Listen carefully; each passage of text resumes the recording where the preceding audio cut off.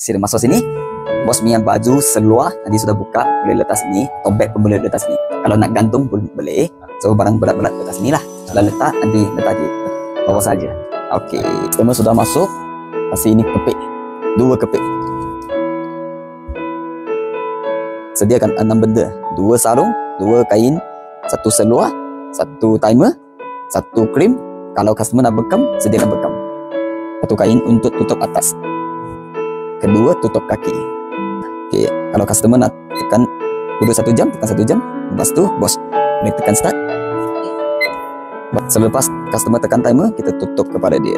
Okey, talikan kain turun. Lepas tu, masukkan.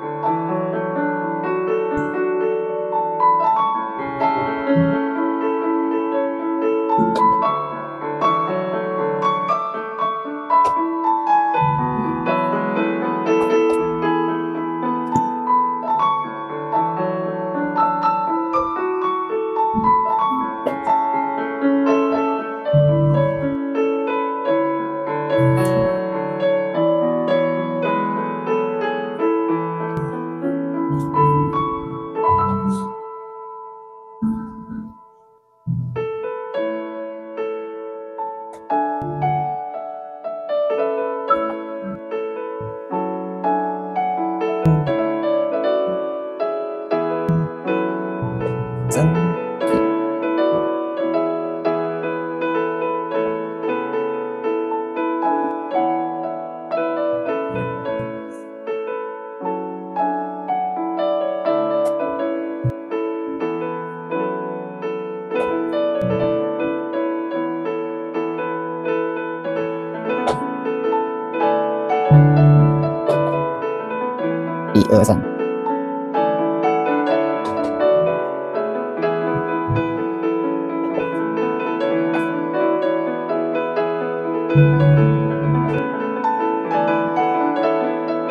Sang.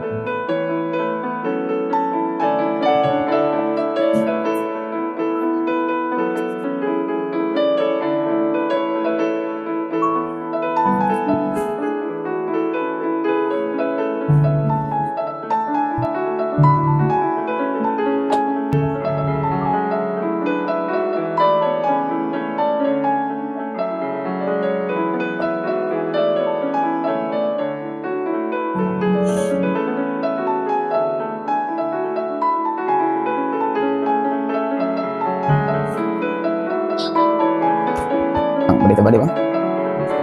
Pusing depan.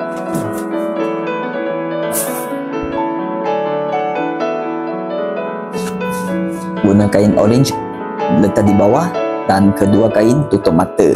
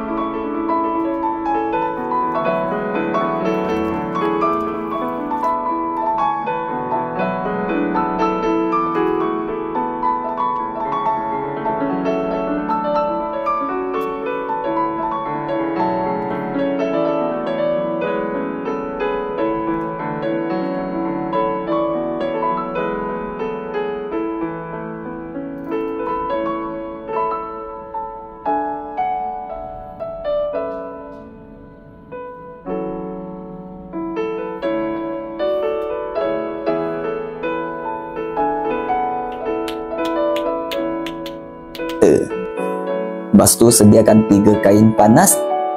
Pertama untuk lap peha, betis sama tapak kaki. Yang penting pola itu jangan buka.